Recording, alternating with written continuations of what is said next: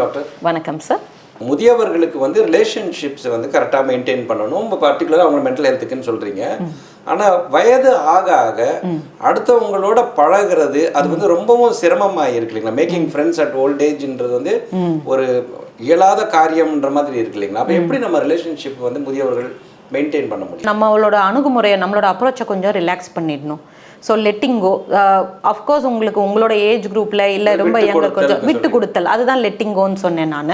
அதே மாதிரி சில விஷயங்கள் கண்ட்ரோலபிள்ஸை வந்து நீங்கள் கண்ட்ரோல் பண்ணலாம். ஸோ நான் உங்களுக்கு வந்து அந்த விட்டு கொடுத்தல தான் நான் லெட்டிங் கோன்னு சொன்னேன். ஏன்னா ஒரு விஷயத்தை இழுத்துட்டு சண்டை பிடிச்சிட்டு பல வருஷம் வீட்டில் பிள்ளைங்களோட நம்ம சண்டை போடுறது அப்படின்றத வந்து அதுவே ஒரு மென்டல் பீஸை அழிக்கக்கூடிய ஒரு விஷயம். ஸோ அப்படி இருக்கும்போது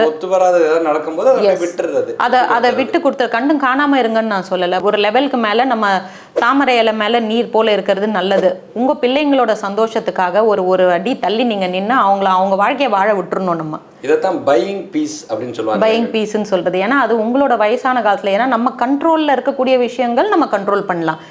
நம்ம கண்ட்ரோல்லையே இல்லாத விஷயங்களுக்கு நம்ம மனசை போட்டு குழப்பிக்கிட்டு நம்ம இன்னைக்கு வாழ்கிற வாழ்க்கையும் நம்மளோட ஃபிசிக்கல் ப்ராப்ளம்ஸையும் அதிகப்படுத்துறதுன்றது வந்து தேவையில்லாத விஷயம்னு நான் நினைக்கிறேன். ஸோ பல முறை என்கிட்ட முதியவர்கள் வரும்போது அவங்கக்கிட்ட இந்த 2 விஷயத்த நான் ஃபாலோ பண்ண சொல்கிறது. ஒன்று லெட்டிங் கோ, விட்டு கொடுத்தல்.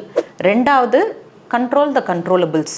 இந்த கண்ட்ரோல் த கண்ட்ரோலபிள்ஸ்னு வரும்போது நானே நிறைய இடத்துல பார்க்கும்போது நிறைய பேர் முதியவர்கள் மேலே பண்ணுற கம்ப்ளைண்ட்ஸ் வந்து அவங்க ரொம்ப அடம் பிடிக்கிறாங்க.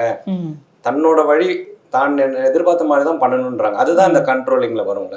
கண்டிப்பாக. ஏன்னா இப்போ இதுதான் வேணா அடமெண்ட்டாக இருக்கிறது. ஸோ என்ன கேட்டிங்கன்னா அல்டிமேட்டாக இப்போ நான் 2 பேரும் இப்படி குடுமி அப்படி நிற்காம காமன் காஸ் உங்கள் ஃபேமிலியில் என்ன சிச்சுவேஷனுக்காக நீங்கள் உங்களோட ஸ்டாண்டில் நிற்கிறீங்களோ அதை வந்து ஒரு விதத்தில் நீங்கள் கொஞ்சம் லெட் கோ பண்ணுறது நல்லது. அந்த லெட்டிங் கோன்றது வந்து மிடில் ஏஜ்லேருந்தே வரணும்னு நான் சொல்லுவேன். அந்த பழகிறது. ஏன்னா திடீர்னு ஆல் ஆஃப் அ சடன் 60 வயசு கழிச்சு நான் லெட்டிங் கோ பண்ணுறேன்னு நீங்கள் பண்ண முடியாது.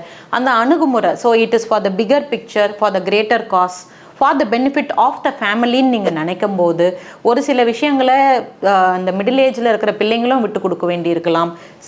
சில விஷயங்களை வந்து முதியவர்கள் விட்டு கொடுக்க வேண்டி இருக்கு. ஸோ நமக்கு வயசாகும்போது நமக்கு புதுசாக ஃப்ரெண்ட்ஸ் அமையறதும் கஷ்டம்தான். சம்டைம்ஸ் நம்ம வீட்லேயே இருக்கிற பேர குழந்தைங்களோட நம்ம வந்து கனெக்ட் ஆகிறதும் கூட பல முதியவர்களுக்கு கஷ்டமா இருக்கு. ஏன்னா என்ன பேசுறாங்கன்னு புரிய மாட்டேங்குது, இல்லை என்ன எதிர்பார்க்குறாங்கன்றது புரிய மாட்டேங்குது அப்படின்ற மாதிரி ஒரு இந்த மாதிரியான ப்ராப்ளம்ஸ் இருக்கு. இந்த ப்ராப்ளம்ஸ்க்கெல்லாம் மூல காரணம் என்னன்னு பார்த்தீங்கன்னா இந்த ஜென்ரேஷன் கேப் அப்படின்னு சொல்லக்கூடியது.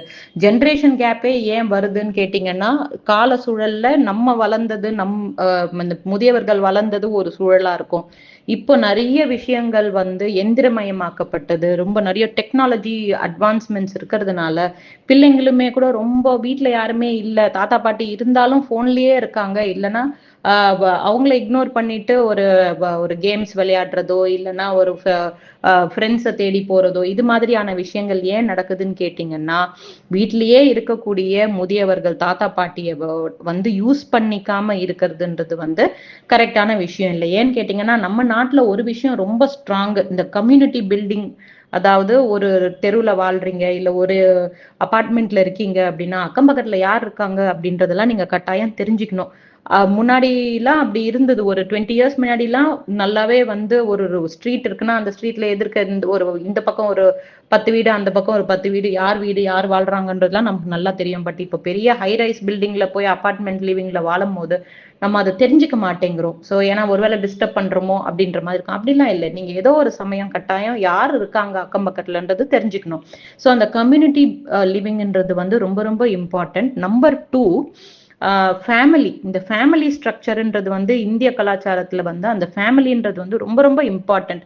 ஏன்னா ஃபேமிலியில இருக்கிற முதியவர்கள் மாமனாரோ மாமியாரோ வெறும் சண்டை போடுறதுக்கு மட்டும் இல்லை, உங்களுக்கு ஏதாவது ஒரு விஷயம் வேணும்னாலும் முதல்ல அவங்க தான் வந்து நிற்பாங்க இல்லைங்களா? ஸோ அதனால வீட்டில் இருக்கிற முதியவர்களை நம்ம நல்லா பார்த்துக்கும் போது அவங்க பாசிட்டிவா சில இன்புட்ஸை ஃபேமிலிக்கு கொடுக்கும்போது இந்த ஜென்ரேஷன் கேப் அப்படின்றது வந்து படிப்படியா கம்மி ஆகிறத நம்ம பார்த்துக்க முடியுது. ஏன்னு கேட்டிங்கன்னா இப்போ வேலைக்கு ஹஸ்பண்ட் ஒய்ஃப் 2 பேரும் போயிட்டாங்க அப்படின்னா வீட்டுல குழந்தைகள் தனியா இருக்காங்க. இப்போ வேற யாரையோ ஒருத்தரை நம்பி நம்ம குழந்தைய வீட்டுல இப்பெல்லாம் நேனின்னு சொல்றாங்க இல்லையா, யாராவது ஒருத்தரை வந்து கேர்டேக்கர் மாதிரி போட்டுட்டு போயிடுறாங்க. அந்த மாதிரி இல்லாம தாத்தா பாட்டி இருக்கும்போது தாத்தா பாட்டியோட வளர்ற குழந்தைகளோட அந்த எமோஷனல் ஸ்டெபிலிட்டி, எமோஷனல் இன்டெலிஜென்ஸ் வந்து ரொம்ப அதிகமா இருக்குன்றது வந்து நான் கண்கூடா பார்த்துருக்கேன். ஸோ கட்டாயம் இந்த வீட்டில் இருக்கிற சீனியர் சிட்டிசன்ஸ் இந்த கனெக்ஷன் ஃபர்ஸ்ட் உருவாக்கணும். வீட்டில் சீனியர் சிட்டிசனா இருக்கவங்க உங்க பிள்ளைங்களோட மட்டும் கனெக்ஷன் நல்லா இருக்கணும்ன்றது இல்லை, உங்க பேர குழந்தைங்களோடவும் அந்த கனெக்ஷன் நல்லா இருக்கணும். கனெக்ஷன் ஃபர்ஸ்ட் நல்லா இருந்தாதான் கம்யூனிகேஷன் எஃபெக்டிவா இருக்கும். எஃபெக்டிவா நீங்க வந்து ஒரு சின்ன யங்கர் ஜென்ரேஷனோட எப்படி நீங்க ஃப்ரெண்ட்ஷிப்பா இருக்கலாம் அப்படின்றதுக்கு சில டிப்ஸ் சொல்றேன், நீங்களும் யூஸ் பண்ணி பாருங்க. ஃபர்ஸ்ட் என்ன நம்ம பண்ணணும் அப்படின்னா, ஒரு விஷயம் இருக்கு, நமக்கு அது தெரியல, ஆனா நம்ம பேர குழந்தை அந்த விஷயத்த ஏதோ நல்லா பண்றாங்க அப்படின்னும் போது ஃபர்ஸ்ட் நம்ம அதை தெரிஞ்சுக்க லிசன் பண்ணணும். நம்ம காதை கொடுத்து கேட்டு என்ன பண்ற ஏது பண்ற அப்படின்ற மாதிரியான விஷயங்கள்ல இருந்து நீங்க மியூச்சுவலா ஒருத்தர் ஒருத்தர் பத்தி பேசும்போது அந்த கம்யூனிகேஷன் வரும்போது கியூரியஸா நீங்க இருக்கணும். இது என்னது, அது ஏன் அப்படி இருக்கு, இப்போ ஒரு ஆப் இருந்தா கூட அந்த ஆப்பை வந்து எப்படி இதை நம்ம டவுன்லோட் பண்றது, அது மாதிரியான விஷயங்கள், சின்ன சின்ன விஷயங்கள் நீங்க உங்க பேர குழந்தைங்களை கேட்கும் போது அவங்களுமே ரொம்ப கியூரியஸா வந்து உங்களுக்கு சில விஷயங்கள் சொல்லி கொடுப்பாங்க. அதே மாதிரி ரொம்ப ஓவரா வந்து நீ இது பண்ணக்கூடாது நீ அதை பண்ணக்கூடாதுன்னு நம்ம கான்ஸ்டன்டா ஒரு விஷயத்த திருப்பி திருப்பி சொல்லிட்டே இருக்கக்கூடாது. அப்படி நம்ம சொல்லும் போதுதான் அவங்களுமே கொஞ்சம் வந்து டென்ஷன் ஆகி ஃப்ரஸ்ட்ரேஷன்ல போயிடுவாங்க. ஸோ நீங்க சொல்றது எதை நீங்க சொல்லணும் எதை சொல்ல வேண்டான்றது நீங்க டிசைட் பண்ணி உங்க குழந்தைங்களோட நீங்க கன்ஸ்ட்ரக்டிவான இருக்கக்கூடிய ஃபீட்பேக் எல்லாம் கட்டாயம் சொல்லணும். பாசிட்டிவா நீங்க சொல்லணும். எல்லாத்துக்குமே நீங்க ஏதோ ஒன்று சொல்லிட்டே இருந்தீங்கன்னா நம்ம சொல்றதையும் கூட காது கொடுத்து கேட்காம போறதுக்கான வாய்ப்பு இருக்கு. ஸோ இது number 1. You have to be curious but not always corrective. சரிங்களா? 2வது என்னன்னு பாத்தீங்கன்னா, உங்களோட ரியல் லைஃப் ஸ்டோரிஸ் சின்ன வயசுல, இப்ப பரவாயில்ல, ஃபார் எக்ஸாம்பிள் சொல்றேன், சின்ன வயசுல வந்து நாங்க வந்து பள்ளிக்கூடம் போகணும்னா இங்க இருந்து 1 கிலோமீட்டர் நடந்தே போவோம். அப்ப வெயில் இருக்கும், அப்ப கால்ல செருப்பு இருந்தது, செருப்பு இல்லை, இது மாதிரியான விஷயங்கள், நீங்க கஷ்டப்பட்ட விஷயங்களை வந்து குழந்தைங்களுக்கு ரொம்ப போர் அடிக்காம அதை கொஞ்சம் ஒரு சாஃப்டா அது ஒரு அந்த மீனிங் போய் நீட்டா கன்வே ஆகிற மாதிரி ரொம்ப சுவாரஸ்யமா நீங்க உங்க பேர குழந்தைங்களோட சில விஷயங்களை நீங்க சொல்லி பகிர்ந்துக்கும் போது உங்களுடைய அனுபவம் அவங்களுக்கு கேட்கறதுக்கு ரொம்ப விருப்பமா இருக்கும். ரொம்ப எங்க காலத்துல இப்படி இருந்தது, உங்க காலத்துல என்ன இப்படி இருக்கு, ரொம்ப வந்து ரொம்ப மோசமா இருக்கு இந்த ஜென்ரேஷன், அந்த மாதிரி ரொம்ப நெகட்டிவான கமெண்ட்ஸ் கொடுக்காம, நாங்க வாழும் போது, நான் சின்ன வயசுல இருந்த போது இந்த இந்த மாதிரி இருக்கும், அந்த டைம்ல இருந்ததை விட இப்ப ரொம்ப அட்வான்ஸ்மெண்ட்ஸ் எல்லாம் நல்லா இருக்குது டெக்னாலஜில, ஆனாலும் அந்த டெக்னாலஜியை ஓரளவுக்கு தான் நம்ம யூஸ் பண்ணணும்ன்ற மாதிரி ஒரு மாதிரி சாஃப்டா அதை நீங்க அந்த ரேப்போ நீங்க பேசும்போது அந்த கம்யூனிகேஷனை வந்து ரொம்ப டைரக்டா டேர்டெவிலா பேசாம ஒரு சாஃப்டா நீங்க வந்து அணுகுமுறை உங்களோடது உங்க பேர குழந்தைங்க கிட்ட இருக்கும் போது நீங்க சொல்லக்கூடிய பாசிட்டிவ் கன்ஸ்ட்ரக்டிவ் கமெண்ட்ஸ் கூட கட்டாயம் காது கொடுத்து கேட்கப்படும். அதே மாதிரி உங்க பேர குழந்தைகள் ஏதோ ஒரு ஸ்ட்ரெஸ்ல இருக்காங்கன்னா ஃபர்ஸ்ட் அவங்கள ஜட்ஜ் பண்ணாம, இது மாதிரி யாராவது பண்ணுவாங்களா, அது மாதிரி யாராவது பண்ணுவாங்க, அது மாதிரி எல்லாம் சொல்லாம வெறுமனே அவங்க என்ன சஃபர் பண்றாங்க, அவங்களுக்கு ஏதோ ஒரு டென்ஷன் இருக்கு, சரி ஒரு குழந்தை மார்க்ஸ் ஒழுங்கா எடுக்கல கிளாஸ்ல, அதுக்கு கான்சென்ட்ரேட் பண்ண முடியலன்னா அட்லீஸ்ட் ஏன்பா என்ன கஷ்டம் உங்களுக்கு என்ன, அந்த மாதிரி நீங்க காது கொடுத்து உங்க பேர குழந்தைங்க கிட்ட லிசன் பண்ணீங்கனாலே அந்த கனெக்ஷன் வந்துடும்.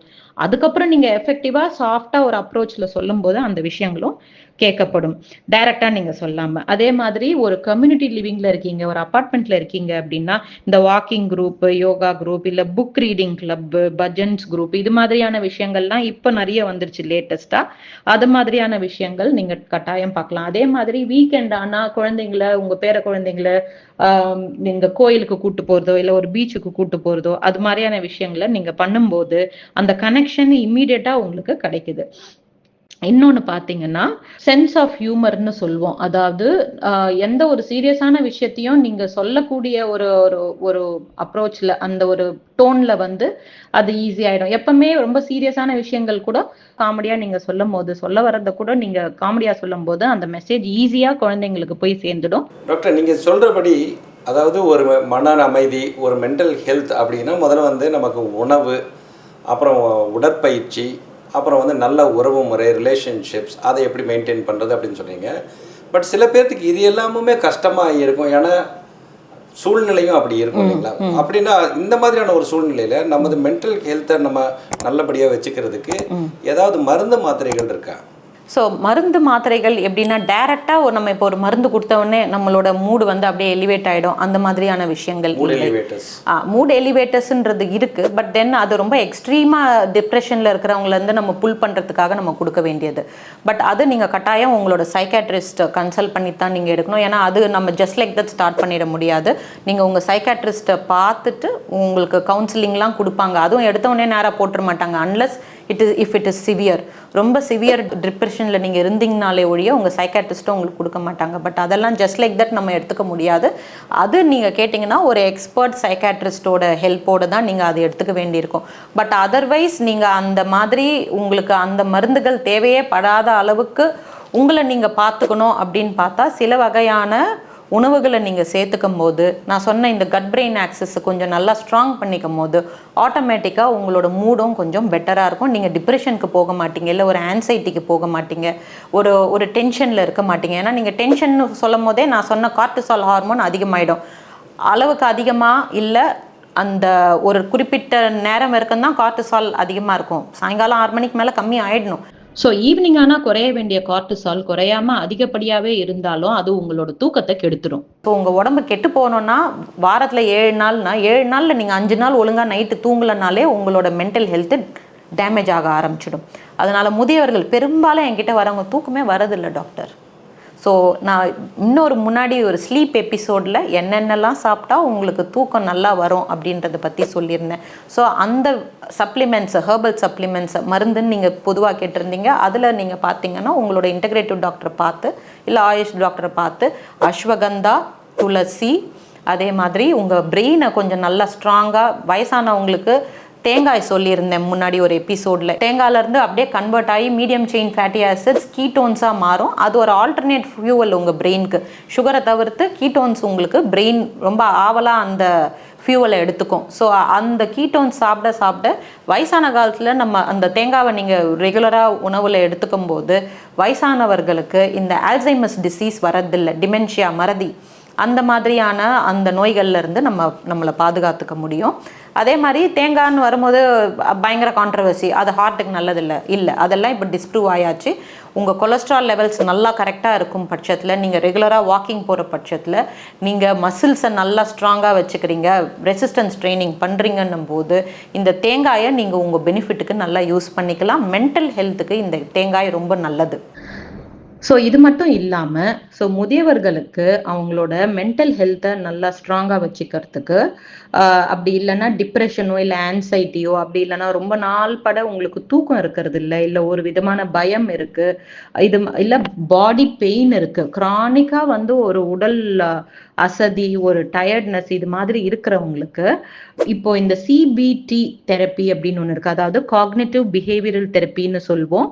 இந்த சிபிடி ஃபார் ஓல்டர் அடல்ட்ஸ், அதுதான் வந்து ஜீரியாட்ரிக் ஏஜ் குரூப்ல இருக்கவங்களுக்கு கொடுக்கப்படுது. ஸோ இது வந்து உங்க சைக்காட்ரிஸ்ட் கிட்ட கேட்டு, கொஞ்சம் மென்டலி டிஸ்டர்ப்டா இருக்காங்க, இல்லை ஏதோ ஒரு ஃபேமிலியில ஒரு லாஸ் ஆஃப் லைஃப், கூட இருந்த ஃபேமிலி மெம்பர் இழந்துட்டாங்க, ஸோ அவங்களுக்கு அந்த கிரீஃப் இருக்கு, அந்த சோகத்துல இருந்து அவங்களால மீள முடியாம அந்த வயசாகும்போது இதெல்லாம் ரொம்ப ஃப்ரெஜைலான விஷயங்கள், மனோரீதியான விஷயங்கள்.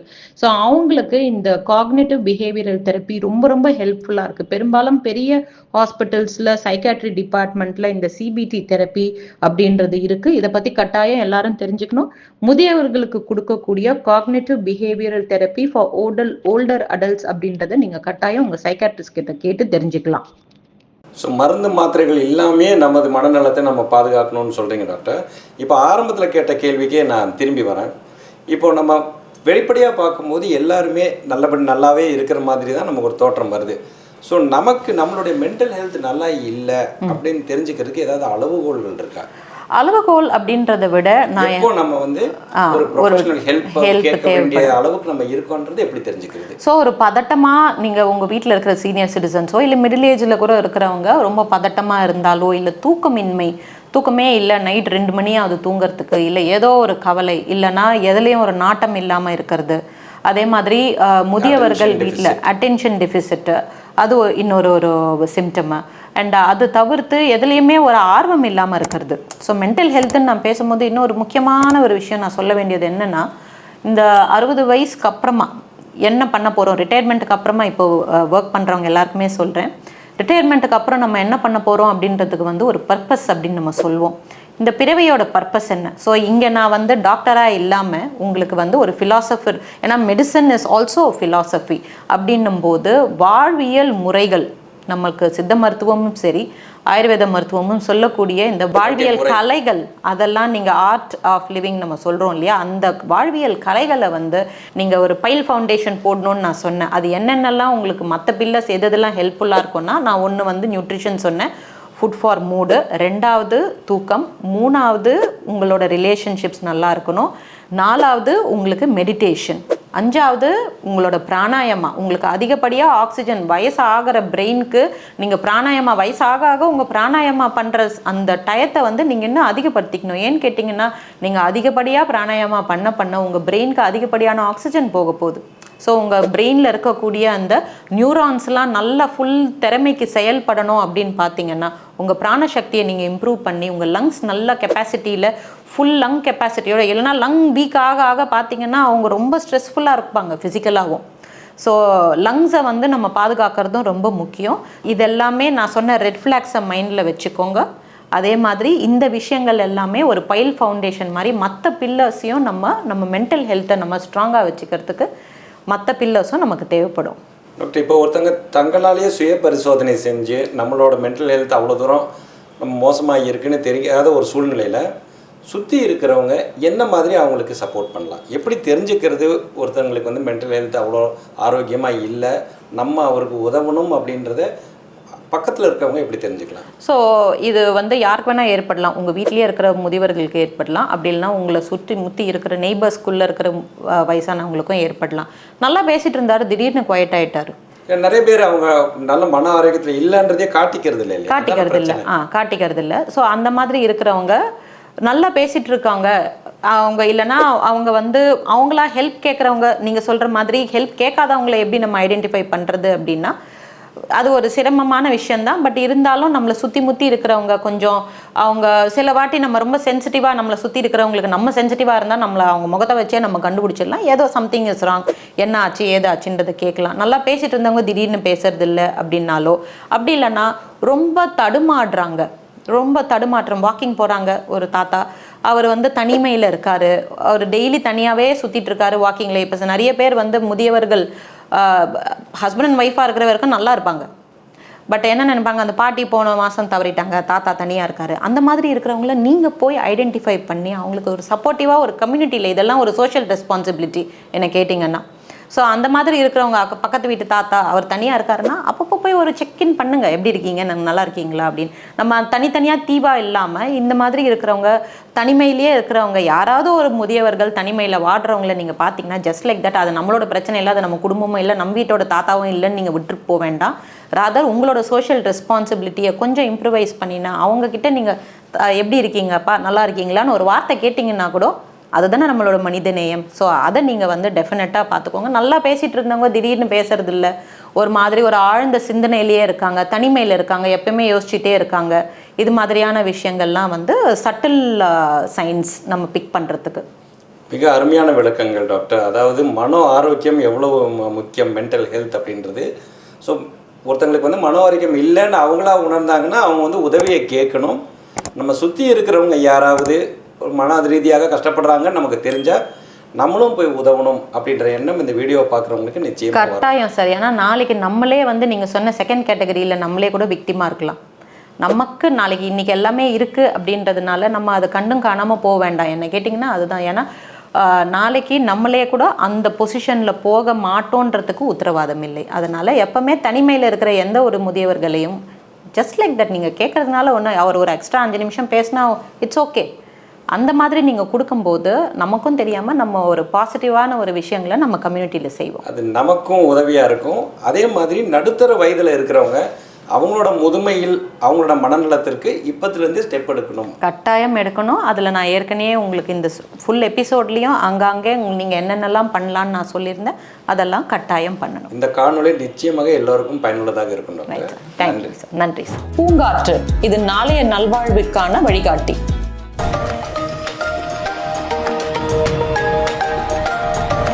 தொடர்ந்து எங்களோட வீடியோக்களை பார்க்குறதுக்கு பூங்காற்று சேனலை சப்ஸ்கிரைப் பண்ணுங்கள் அண்ட் ஃபாலோ பண்ணிடுங்க.